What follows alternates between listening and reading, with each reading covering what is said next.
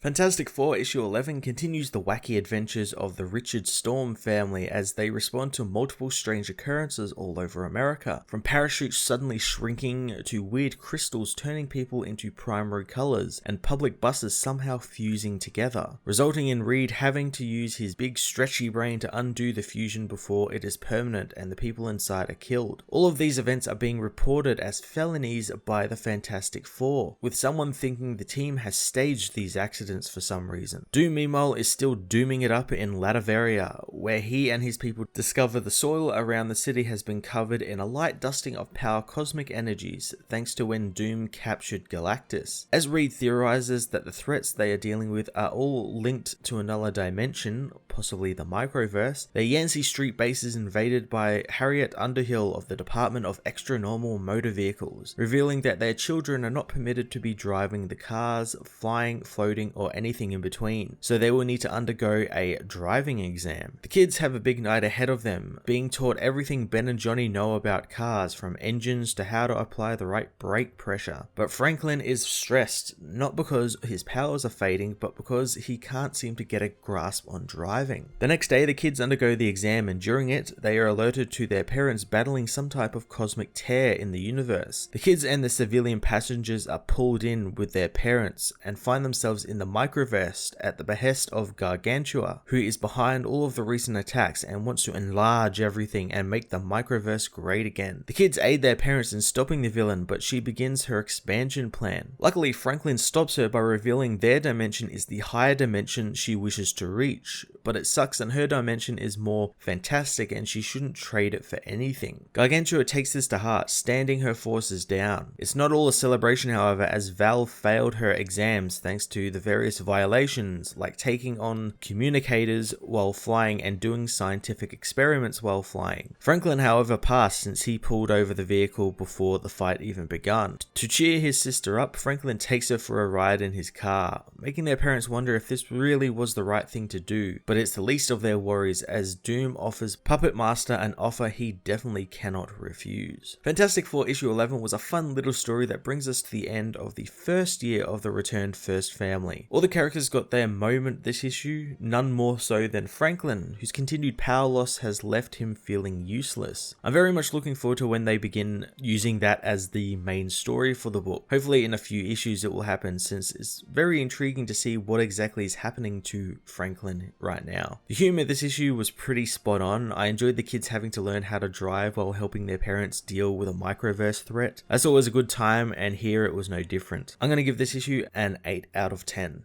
Hey everyone, thanks for watching my newest video. If you enjoyed it, you might also like to check out my other reviews here on my channel. You can also follow me on various social media platforms like Twitter by searching Matt_FOS, or even join the Comic Multiverse Discord server and chat with other comic book fans, including myself and Joel from Cape Joel. Want cheap comics and trades? Head over to the book depository with the link in the description to get the cheapest trades and comics around, along with free shipping anywhere in the world. Until next time, this has been Matt of the Fortress of Solitude. Thank you so much for watching.